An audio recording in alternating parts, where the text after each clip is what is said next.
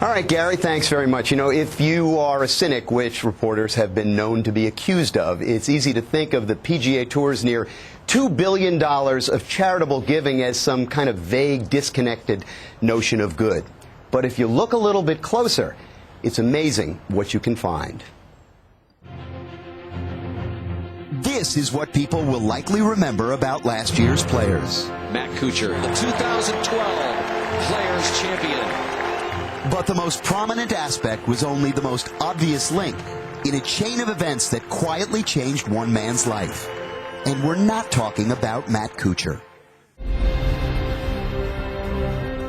A few years back, Shari Duvall was heartbroken when her son came back from active duty. The Brett that we knew, he left over in Iraq someplace and didn't bring it home. Brett Simon had post-traumatic stress syndrome, a disorder which affects 1 in 5 veterans returning from battle. That's 250,000 diagnosed cases. The symptoms? Panic attacks, nightmares, depression.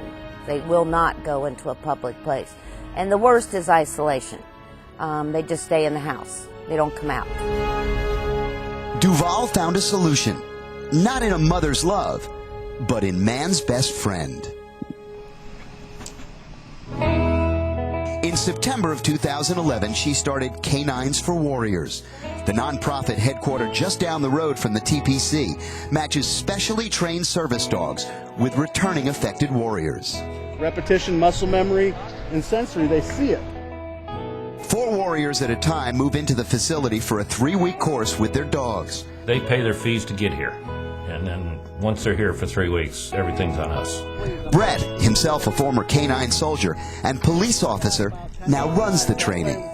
It takes that 3 weeks for them to change that mentality of, okay, I'm safe. I can go back out into public.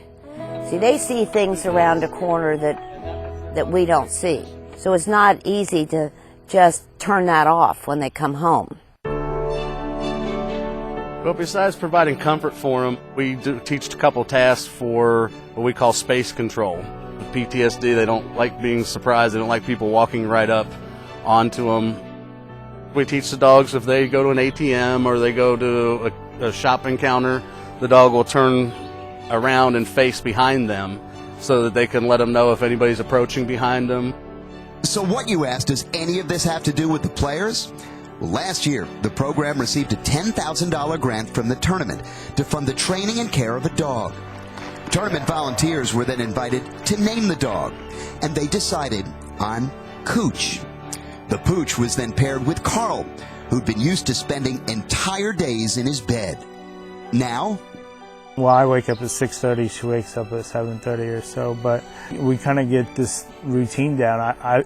She counts on me like I count on her. Cooch the Pooch and Carl were in town this week to see old friends and enjoy the tournament that brought them together. They are 2 in a long line of successes, each with a different story. When they first come, when they get their dogs, and within a week, okay, these are changed people. Shari gets updates all the time. One warrior's wife, pure and simple, said, "Thanks for giving me my husband back." One of the things she wanted says, "I just hope one day I can dance with my husband again." Well, they went dancing, but she didn't know she was going to be dancing with a service dog too. So. Bob and Shari Duvall, great work. And yes, that is the Bob Duvall who is the Champions Tour player and the father of the 1999 Players Champion, David Duval. Now, it's worth noting that when the two started the program a few years ago, they didn't even know if it was going to work.